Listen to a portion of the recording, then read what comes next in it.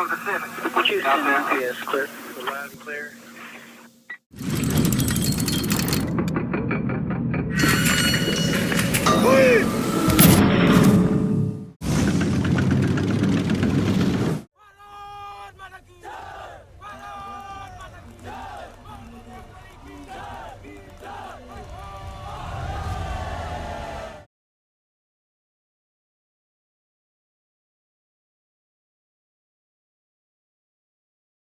The Indian Army, one of the largest armies in the world, formally came into existence in the year 1895 under British rule.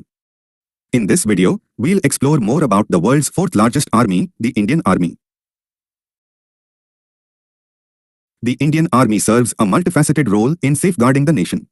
First and foremost, it is prepared for war to counter external aggression, ensuring the defense of our borders. Additionally, it plays a crucial role in managing internal security by addressing internal threats. The Army also has the capability for force projection, enabling it to respond effectively to diverse challenges. Moreover, it contributes to global peace by participating in peacekeeping operations and providing military assistance to friendly nations. Lastly, it extends a helping hand in times of crisis, offering humanitarian assistance, disaster relief, and aiding civil authorities when needed. The Indian Army employs a defined rank structure, which encompasses commissioned officers, non-commissioned officers, and junior commissioned officers. Commissioned officers assume leadership roles and bear the responsibility of commanding and guiding troops. As they advance in rank, their duties and authority expand. These officers undergo rigorous training in leadership, tactics, and specialized competencies, serving as integral figures in the strategic planning and execution of military missions. Junior commissioned officers, JCOs, serve as a vital link between commissioned officers and non-commissioned officers, encompassing both leadership and technical proficiency in their roles. Non-commissioned officers, NCOs, are the cornerstone of the Indian Army, occupying positions of authority and bearing the responsibilities of soldier training, discipline enforcement, and soldier welfare.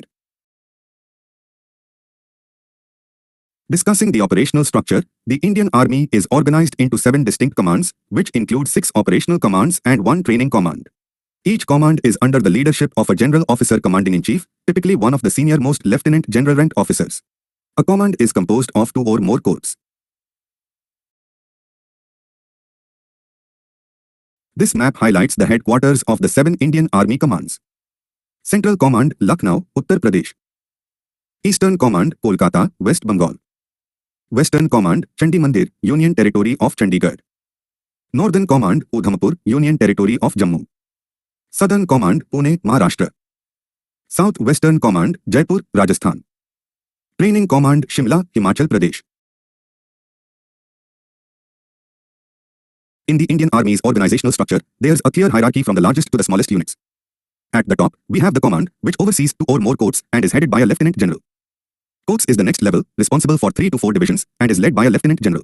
These corps can be specialized for different types of operations. Divisions come next and control 3 to 4 brigades, under the command of a major general. Brigades are substantial units with about 3,000 troops, including support elements. An infantry brigade, for instance, usually comprises 3 battalions and is commanded by a brigadier. Some brigades work directly under the corps commander. Within brigades, you have battalions, regiments with 4 rifle companies, commanded by colonels or lieutenant colonels. Companies come next, with 3 platoons and are led by lieutenant colonels, majors, or captains. Platoons are smaller units within companies, typically with 3 sections and are commanded by junior commissioned officers, JCOs, or lieutenants. Finally, at the smallest level, you have sections, which consist of 10 soldiers and are under the command of a havaldar. The Indian Army is organized into 2 main branches, the fighting arms and the support arms. Let's delve into these arms for a clearer understanding. Fighting arms. Infantry, often referred to as the queen of the battlefield, infantry is the most agile and mobile force within the army. Notable Indian infantry regiments include Gorkha, Grenadiers, Maratha Light Infantry, Punjab Regiment, Parachute Regiment, and Madras Regiment. Armored Corps. This unit specializes in operating tanks, including models like T-90, T-72 and DRDO Arjun. Mechanized infantry, combining infantry and armored units. Mechanized infantry relies on swift armored vehicles as its primary weaponry. The Indian Army employs BMP-1 and BMP-2 vehicles in its mechanized infantry segment. Support arms. Artillery, often regarded as the god of war, the artillery corps employs a wide range of firepower, such as howitzers, example, M777 Dhanush, K9 Vajra, and attacks, mortars, example, L16, missile artillery, example, BM-21 and Pinaka, and UAVs, example, Searcher Mk2 and Heron. The Army Aviation Corps conducts various tasks, including reconnaissance, transporting troops and goods, providing close air support to ground units, and medical evacuations. Army Air Defense. This arm's primary mission is to protect military installations from aerial threats, utilizing a wide array of anti-aircraft guns and surface-to-air missile defense systems. Corps of Engineers. The Corps of Engineers includes 3 combat engineer groups: Bombay Sappers, Madras Sappers, and Bengal Sappers.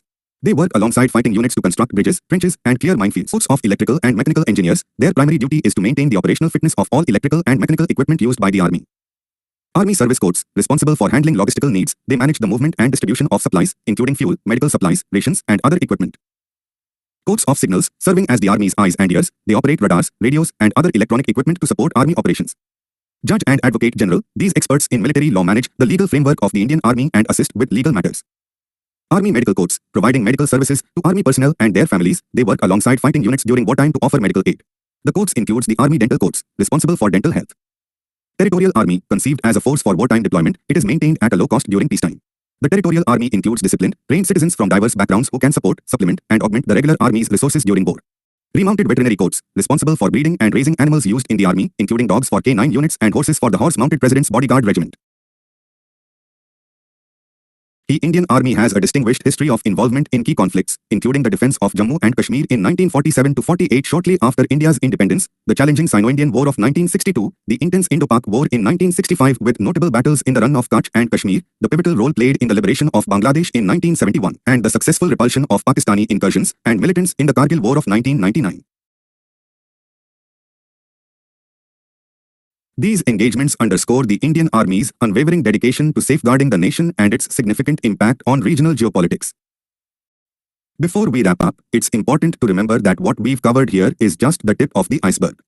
The Indian Army's history, capabilities, and stories of valor run deep, and this video was designed to provide you with a brief introduction.